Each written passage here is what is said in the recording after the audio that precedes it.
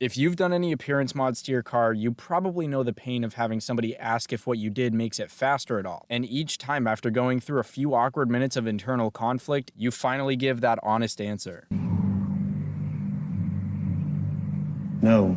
Well, even if you've somehow managed to avoid these types of mods yourself, you've almost definitely seen them on other cars. Today, we're going over 6 things that don't actually make your car faster, whether they're blatantly fake or things some people think actually do improve performance. Let's get into it.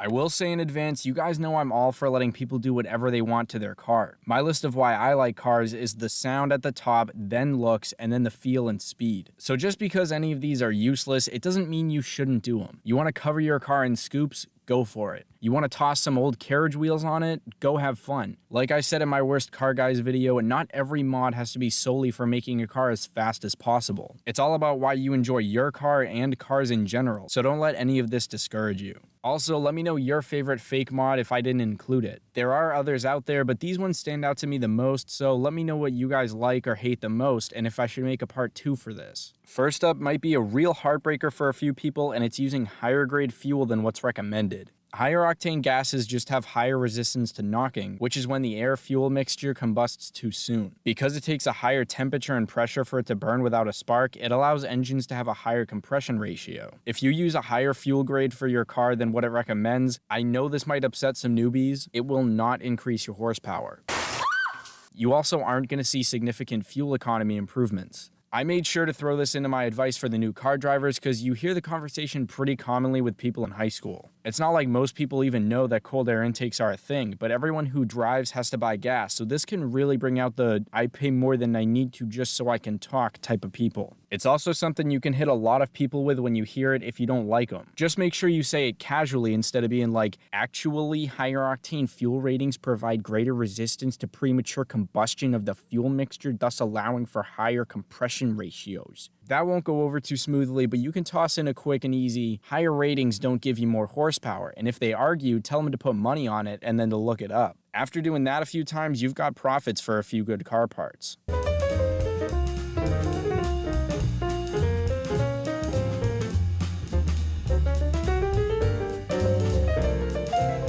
Next up, we've got good old Sparky Lads. In my experience, there are 3 main kinds of these: copper, iridium, and platinum plugs. I have been seeing more of double platinums, but they don't seem nearly as common as the other 3. Each kind has its own benefits. For example, copper is the most conductive, so it provides the best spark for performance and efficiency, but it has the worst longevity. It's said the copper plugs have a typical maximum lifespan of about 40,000 miles, while platinum or iridium ones are expected to last about 100,000. A lot of people say iridium plugs can last a lot longer than platinum ones, which may be true, but I mostly see them regarded as equal. Each person's going to have their own input about which plugs are the best or if it doesn't matter at all. But with all that being said, spark plugs on their own will not increase your engine's power any significant amount. If you already have a decently modified setup, you might need to change to better than average plugs for them to work well with what you've got. And if your plugs are getting old, then replacing them might increase your mileage a little bit, but buying these as a power mod is just not the way to go. Also, a quick tip I've picked up on, most of the time you're best off buying the same plug that came from factory. Obviously, that's unless the factory plugs are known to be bad for whatever reason, but otherwise it's easiest and most efficient to just go with the same ones it came with. Third on the list is fake vents, and I already know this one's huge for a lot of people. There are the classics like fake hood scoops on Mustangs. Sometimes they do fit the vehicle, even though a real hood scoop is obviously always better. But when it comes to stuff like this, I really don't understand. Do you ever look at someone and wonder what is going on inside their head?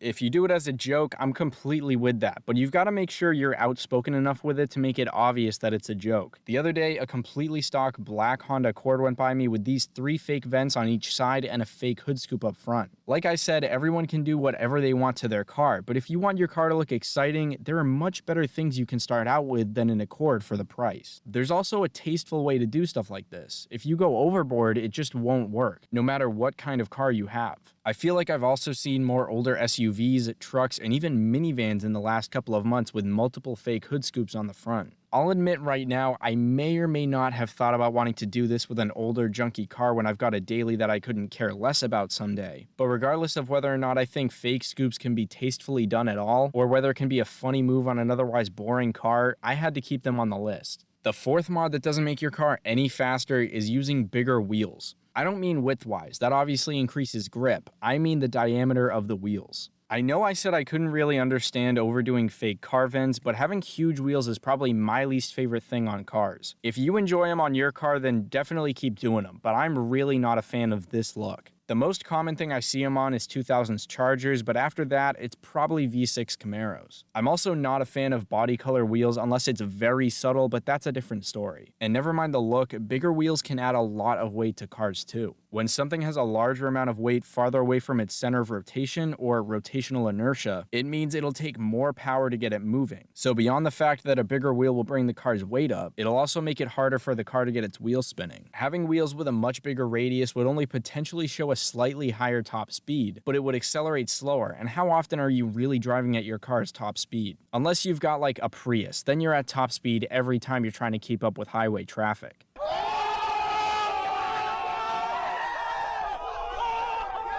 Second to last for today is having big aero. While we're on the topic of driving at top speed, if you've ever seen a car with an active rear wing accelerate, even in newer video games, there's a reason why their wings start low or end up lowering when they accelerate hard. When you're going in a straight line, you want to be as slick through the air as possible to accelerate and travel as fast as you can. Obviously, you need some downforce applied correctly or else things can go very wrong, but you know what I mean. For real-world driving or highway pulls, having stick-on canards or a front splitter won't give you better accelerations, and if you don't have this stuff designed correctly, it can actually just hurt your speed if anything. That's especially true for big rear wings though. There are so many universal wings sold, but if you look at supercar airflow videos or diagrams, it shows just how much their wings are meant to flow with the rest of the car's design. There's a reason why every car model's rear wing doesn't look the same, and there's a reason why the fastest cars have active aero, so they can utilize all their downforce in the corners and then have that extra drag disappear for straight line speed. Lastly is another one that might hit too close to home for a lot of people, including me, and that's fake carbon fiber. This includes carbon fiber wraps and even carbon fiber skinning. For anyone who doesn't know what that is, it's basically when you just lay carbon fiber mesh over a surface and finish it with an epoxy. Although carbon fiber has become very popular in the car community just for looks, its real benefit and purpose is a strong material that's also very light. Since carbon fiber parts usually cost a pretty hefty amount though, even when it comes to simple interior trim pieces, carbon fiber wrapping is a cheap and fairly easy way to get kind of close to the look you want. Although most other people who see your car will think it's cool, there might be those car people who don't really appreciate that it's fake.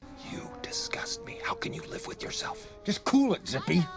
You sit on a throne of lies. Obviously, if you can get a real carbon fiber piece, or at least carbon fiber skin and interior part, then that looks and feels way better than a wrap. But still, this is one of those times that looks usually take over. If you buy a real carbon fiber hood or any exterior trim piece, then that would usually be considered a real performance part because of the weight reduction, but even if you buy interior trim pieces, it's not really like you're saving much weight. Now for the honorable mentions, first we have stickers and up badging. Many people think stickers add 5 horsepower each, but that may not be true. New studies from universities like MIT and Princeton suggest that they in fact add 2 horsepower each, and they only take effect once you've got 20 or 30 on the car. And for the final honorable mention, we have short throw dipsticks, which provide a good weight reduction, but only as long as your blinker fluid reservoir doesn't get in the way. I also know a lot of people probably wanted me to say a loud exhaust because on its own, they won't give a significant power increase and fart cans really annoy some people. But anyone who's seen my videos knows I'm a big to each their own kind of guy, and I always say exhausts are my favorite first mods because I like the sound. But no, they will not give you noticeable power gains. Most of the time, if you take off an axle back or disconnect your exhaust just for fun, you'll even notice it feels a little bit more sluggish at the bottom end. There you have it. Those are what I would say are the 6 most common fake performance mods that you'll see on cars today. Like I said, this video is not to discourage anyone, and I'm guilty of a few of the things here, but if you know of others that I didn't mention that you think are pretty good, make sure to put them down in the comments. For anyone new to the channel, I upload American car news and content like this every week. If you have questions or requests, leave a comment below or send me a DM on Instagram.